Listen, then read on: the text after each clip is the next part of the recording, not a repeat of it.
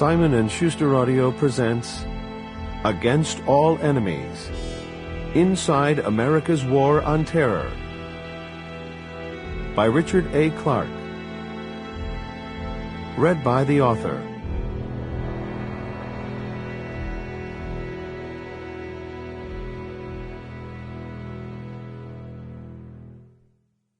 From inside the White House, the State Department, and the Pentagon, for 30 years, I disdained those who departed government and quickly rushed out to write about it.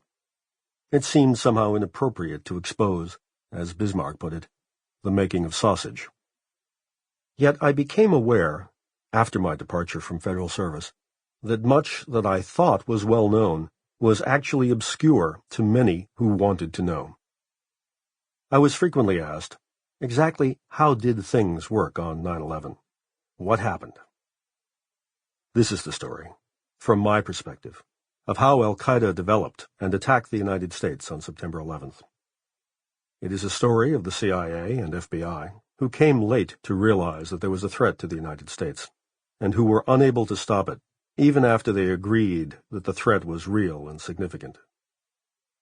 It is also the story of 4 presidents: Ronald Reagan, who did not retaliate for the murder of 278 United States Marines in Beirut, and who violated his own terrorism policy by trading arms for hostages in what came to be called the Iran-Contra scandal. George Herbert Walker Bush, who did not retaliate for the Libyan murder of 259 passengers on Pan Am 103, who did not have an official counterterrorism policy, and who left Saddam Hussein in place, requiring the United States to leave a large military presence in Saudi Arabia.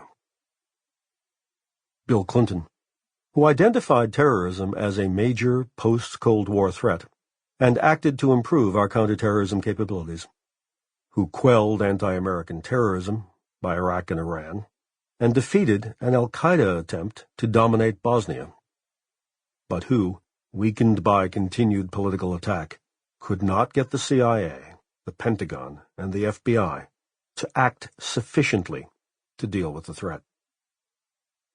George W. Bush, who failed to act prior to September 11th on the threat from al-Qaeda, despite repeated warnings, and then harvested a political windfall for taking obvious yet insufficient steps after the attacks, and who launched an unnecessary and costly war in Iraq that strengthened the fundamentalist radical. Sample complete. Ready to continue?